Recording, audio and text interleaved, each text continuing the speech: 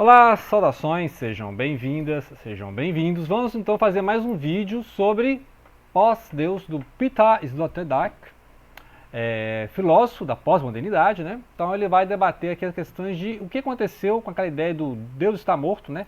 Que foi proclamada pelo Friedrich Nietzsche lá no século XIX. Ou seja, não foi Nietzsche que inventou a morte de Deus, mas Nietzsche discutiu a morte de Deus, que é uma coisa que veio do secularismo, né, lá do século XVIII, do iluminismo, né?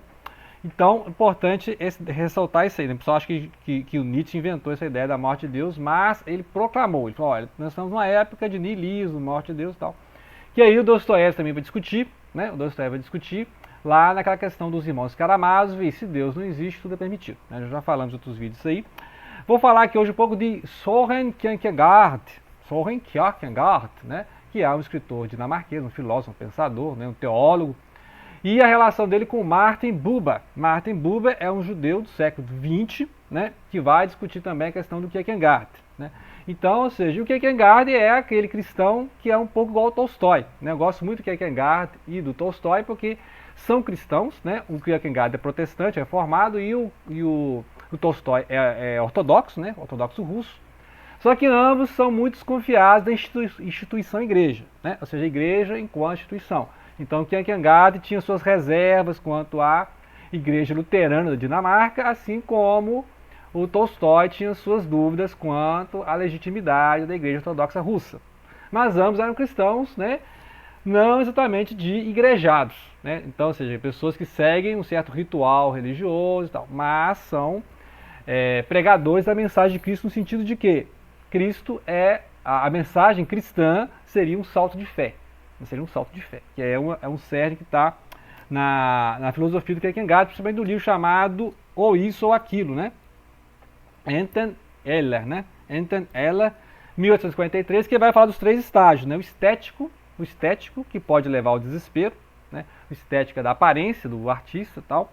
O ético, que já seria a relação de você com o outro. O ético é não faça ao outro o que você não quer que ele te faça, né?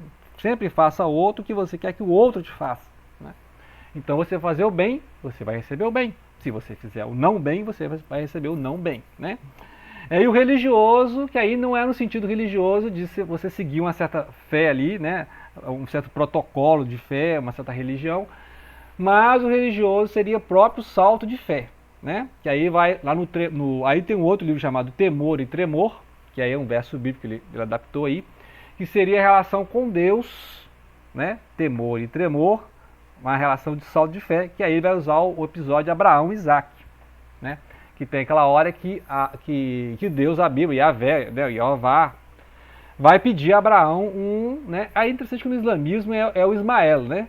Tem essa diferença no monoteísmo aí. Para o judaísmo e o cristianismo é o Isaac, né? Que aí o Deus pediu que Abraão fizesse o sacrifício do filho, e Abraão realmente ia fazer o sacrifício, né? Só que na hora o anjo do Senhor foi lá e não faça isso.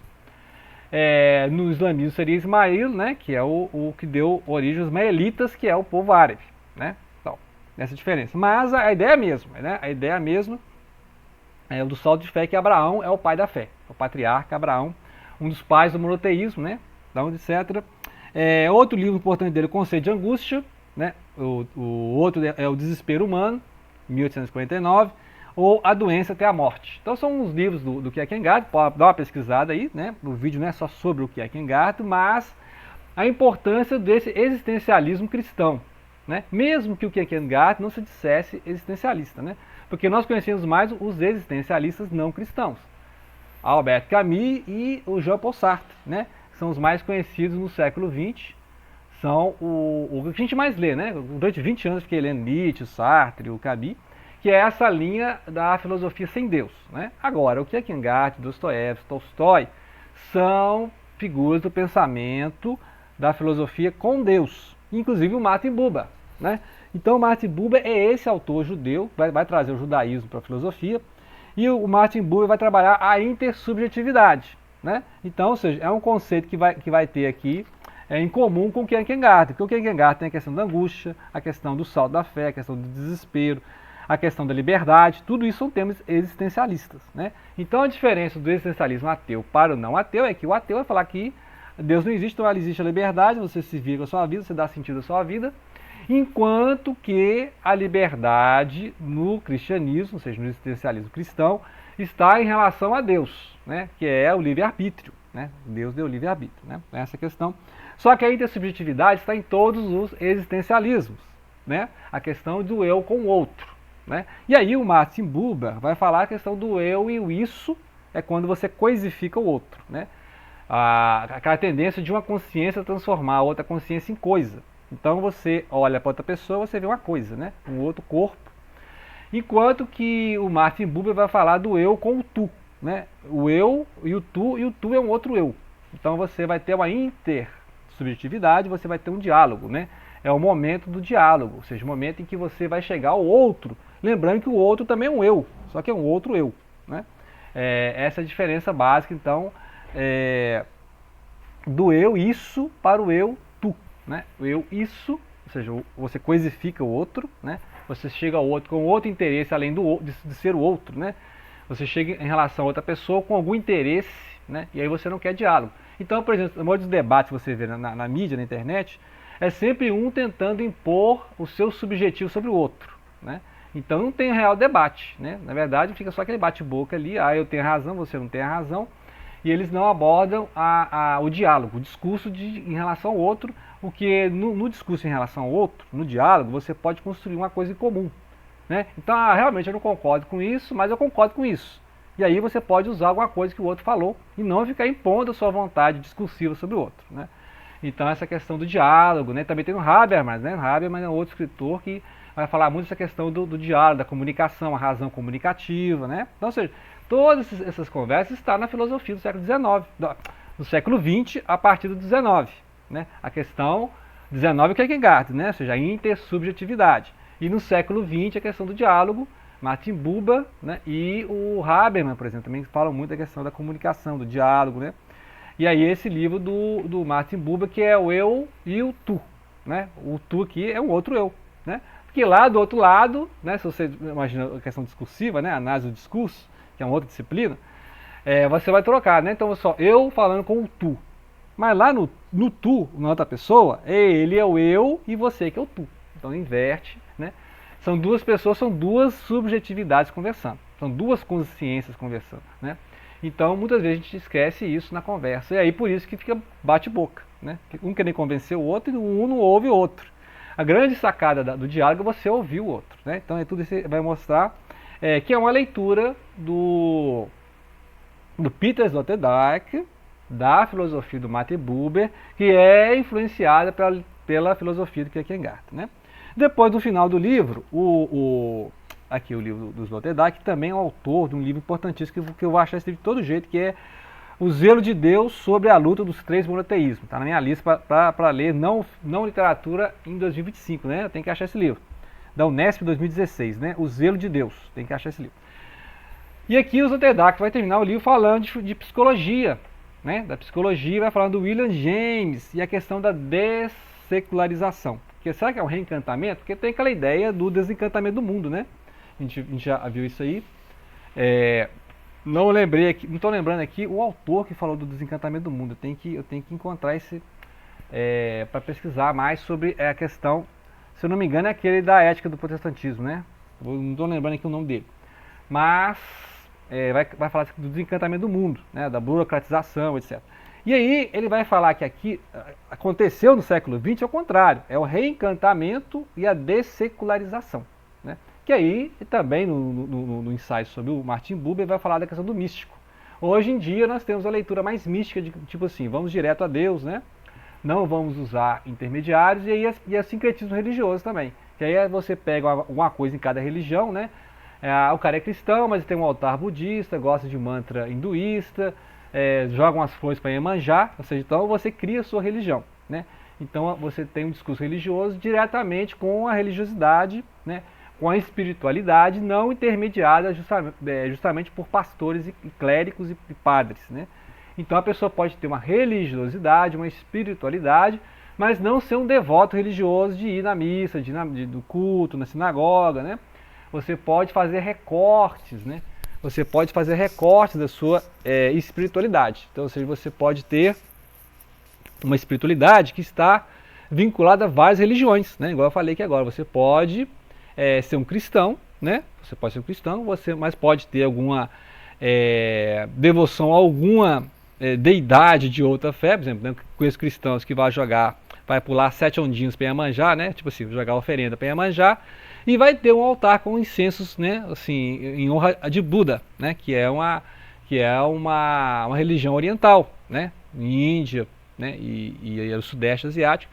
Então, ou seja, é um sincretismo religioso, na verdade, né? Que já tem aqui no Brasil aí com Umbanda, Candomblé, né? Que é matriz africana, com espiritismo, kardecismo, né? Essa seria um fenômeno de espiritualidade pós-moderna, né? Desde os anos 60, nós temos aí a geração Beat também, né? Geração Beat que os autores eram cristãos, católicos, eram budistas, né? Então a prática de sutras e mantras do budismo, né? A gente vê o Allen Ginsberg, né? Essa geração aí do Gary Snyder, então, ou seja, os hips, né? O pessoal da geração Beat deu origem aos hips, né? Que é o pessoal que já importou os gurus indianos, né? Os Beatles tinham seus gurus, né? Então essa já é uma dessecularização, ou seja, no momento em que as novas psicologias já são transcendentais, né? Essa psicologia que vai reconhecer o religioso, por exemplo, o Carl Gustav Jung, né? Na sua psicologia junguiana, psicologia analítica, já vai reconhecer o discurso religioso. Então várias pessoas são religiosas, serão atendidas no divã da psicanálise, porque antes a psicanálise era só freudiana, e o Freud, né, é uma ideia assim, tipo, a religião é ilusão, né? A religião é uma ilusão a ser vencida, superada, né? E aí o Jung não, o Jung fala toda uma questão de arquétipo, de simbologia, que ele vai nutrir ali da mitologia, da religião, né? Vai ter uma preocupação com o discurso religioso, né? Então será que teve um reencantamento do mundo, né? Mas não com volta a religiões patriarcais padronizadas, ossificadas, né? Muitas pessoas hoje são desigrejadas, ou seja, elas não seguem nenhuma igreja, mas são espiritualizadas, né? Ou seja, tem toda a preocupação com espiritualidade, não são do ateísmo, né? Não seguem o ateísmo, mas também não seguem religião nenhuma. Ah, qual religião você é? Não sigo religião nenhuma. Ah, você é ateu? Também não sou ateu, né? Então, são pessoas que têm uma espiritualidade híbrida, ou seja, nem estão numa igreja, né? E também não estão na descrença, né? Elas estão aí se nutrindo de várias fontes de crença e montando a sua própria religião, né? Então é um fast food religioso. Você escolhe alguma coisa de cada religião, tá liberado, né? Tá liberado desde que você tenha uma vinculação espiritual, né? Você não é mais materialista, você não é mais secularista, mesmo estando numa civilização secularizada, num estado laico, que justamente permite, olha você ver, que justamente permite essa pluralidade religiosa. Porque se você estivesse num estado que é de alguma religião, né, então você teria que seguir essa religião. Os lugares lá medievais, né, em que tinham os cristãos, você tinha que ser católico, senão você era queimado. Alguns lugares de totalitarismo islâmico, né, em que você tem que seguir o islamismo. Se você não for islã, você também vai ser apedrejado, né? Então, essa questão, o cristão tem que agradecer ao Estado laico, né, ao secularismo, essa questão de existir a pluralidade do cristianismo. Então você pode ser católico, você pode ser testemunho de Jeová, você pode ser protestante, você pode ser adventista, né? Então tudo isso é garantido pela Constituição ser laica, o Estado ser laico. Então você pode pregar o cristianismo de porta em porta, você pode ser budista, você pode ter um guru, né? Isso aí é liberado, né? Não aconteceria se fosse um Estado só católico, um Estado só protestante, um Estado só budista, né? Aí você ser obrigado a ser budista, né? Então essa questão do secularismo é interessantíssimo, porque graças ao discurso secular, graças ao Estado laico, você tem a pluralidade religiosa, inclusive de discutir o Estado religioso, né? Que, por exemplo, a instituição Estado e religião, né? Lugares em que a religião é atrelada ao Estado, né? Então essa é a crítica que o Tolstói faz, né? Por exemplo, a igreja ortodoxa é atrelada ao Estado. E é uma crítica que o Kierkegaard, né, o Søren Kierkegaard, faz à igreja luterana na Dinamarca, né? Ou seja, a ideia do Estado está ligada à religião, religião ao Estado.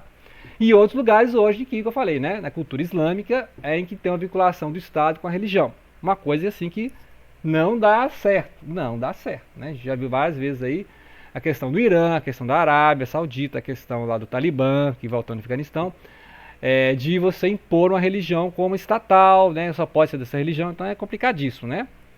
nenhuma crítica ao islamismo, estou falando a questão de instituição, assim como Tolstói não tinha nenhuma crítica ao cristianismo a não ser a instituição, assim como Soren Kierkegaard não tinha nenhuma crítica ao cristianismo a não ser a instituição, né?